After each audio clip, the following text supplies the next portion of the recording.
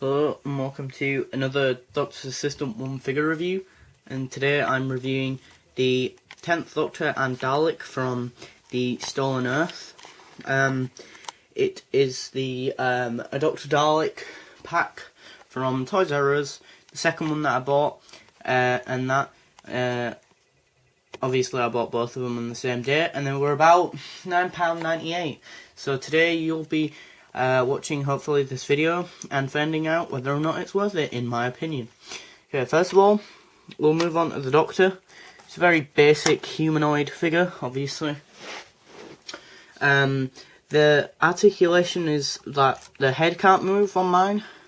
The arms are extremely stiff on my one, but the arms can go in at the shoulders and go full 360 at the arms.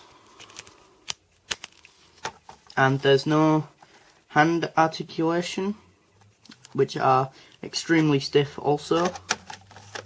This hand is sculpted as though he could hold the Sonic, but doesn't come with the Sonic screwdriver.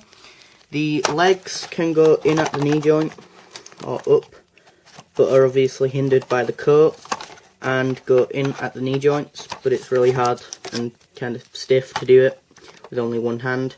And the other obviously holding the camera. Detail wise, he just comes with his normal standard sort of pin, blue pin sort of waistcoat or suit even, and then the brown long coat and that, and head sculpt wise, it's really good head sculpt, I think. I think it's really good for a David Tennant figure. It's rather annoying though that I've got another one, because there's like X amount of David Tennant figures now that I've got in my collection. This one seems to have a much different head sculpt, like a much different one, like it's added like a mould, which gives it that much more rougher texture and whatnot. And then there's the glasses, which prior, I think mainly, the only other figures that I've seen with the glasses are the one without the brown coat and just the pin-up sort of coat. Suit. Keep saying coat when I mean suit. Comparing him to one of my other figures, as I said, his head sculpt, i.e. his hair, is a lot more sort of glossier brown, whereas that was more matte brown. But then it's the opposite way around with the coats. I know you can't see it on camera as well, but physically there is a major difference in the paint apps. This one's a lot more glossier, kind of like shiny gloss. So when people say gloss colour or a gloss colour on a figure, they are referring to, if you didn't already know, they're referring to the fact that it's got a shiny sort of tinge to it, whereas matte brown means that it's basically like a more dull texture to it and whatnot, which I think I like the variant. I like the fact that I've got a variant with sort of a more matte, sort of shinier, kind of glossier, a glossier paint application, and that one's got more a matte one. And yeah, articulation wise, he's not got much articulation, but yeah, that's the one you don't get, and that's the one you do get. And yeah, I don't know, it's just, this one doesn't have a lot of articulation, but does have quite a bit of detail and whatnot. I think the reason with the hair is they've changed that, or added that sculpt to it, because it's reminiscent of his hair more towards the end of his tenure. So character wanted to do something kind of more distinctive to make it look as though you could tell that it was from his older era. Now we move on to the Dalek, which compared to its sort of my other variant, or my other version, which I'm using in Dalek Civil War at the minute, which I'll probably trade for this one because I prefer it. There's a few major differences. Major difference which you can obviously see is the weathering on this one. And if you don't know what weathering means, when people like myself do figure reviews, it basically means there's more like wash, which basically means there's more like, it makes it look more older than it actually is in the paint, i.e. there's more darker sort of ridges, and it just looks more war-torn like look compared to this more shiny newer version and whatnot.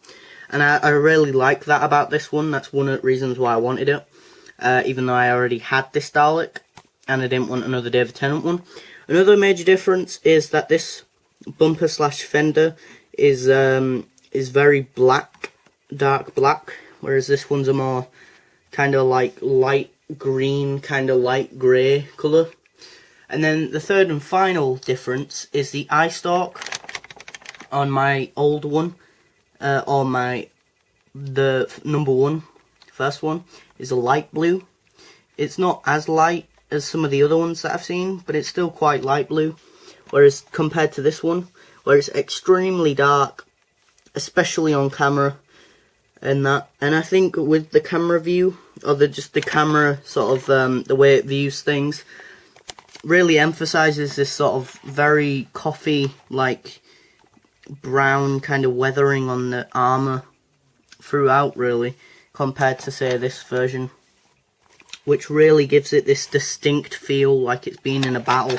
And that's why I'd probably, if you do see it in Dalek Civil War Part 5 or 6, that this version, that'll be the reason. Another thing is physically, this arm, articulation wise, it feels at the end, especially with all the little pincers, feels way more less stiff. Like I could with this, with my fingers, actually get each individual one, which is a bit of a bad thing and a bit of a worry. Whereas this one, it's way more stiff, and this one's literally only been out of the packaging for a while. So those are all the differences. Basically exact same articulation for any other Dalek. So i.e. goes full 360 degrees for Exterminator gun, full 360 for claw arm, eye stalk goes up and down, dome does full 360 if I fully press down.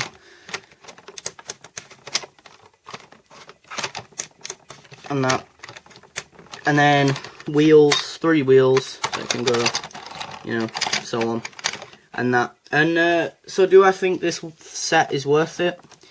I think if you're a major Dalek collector, or like me, you grew up with these Daleks, this version of the Daleks, then I highly recommend it. And especially if you're, as I said in my last video, a massive Dalek enthusiast, or you have a massive passion about them, or obsessed about them, like myself, you know, you can, I highly recommend it, and especially at the low price of like £9.98, that is hands down definitely worth it. And yeah, as I say, they have a Patrick Troughton one, which is a definite bargain, especially if you don't have a Patrick Troughton action figure, and that, so it's an easy way to get a Doctor if you don't have a certain Doctor, and it's an easy way of getting a maybe more rare version of a Dalek, which this version might be now, compared to when it was first released, and whatnot. And yeah, I struck out with this one really, because I hit the jackpot because of this weathering malarkey. And I don't know if it's just my one, or if it was all the versions of this version of the Parting of the Ways Dalek with claw arm. So yeah, what do I give it out of 10? I give it a well-earned, probably 9 out of 10. You know, the articulation on this is really lacking, and the detail is standard for a David Tennant figure, slash humanoid figure, and the detail and articulation is really good. I'd give the Dalek itself a 10 out of 10, but because of the Doctor, it just drags it down, much like my other Doctor Dalek pack, you know, but this one drags it down further probably, but still give it a 9 out of 10. But yeah, just because this figure didn't have good articulation, and that, it's still okay figure. I've got a lot of David Tennant figures, so I don't particularly really need this one. I just wanted another Dalek to add to the collection. So yeah, it's a well-earned 9 out of 10. As always, thanks for watching. comment, rate and subscribe.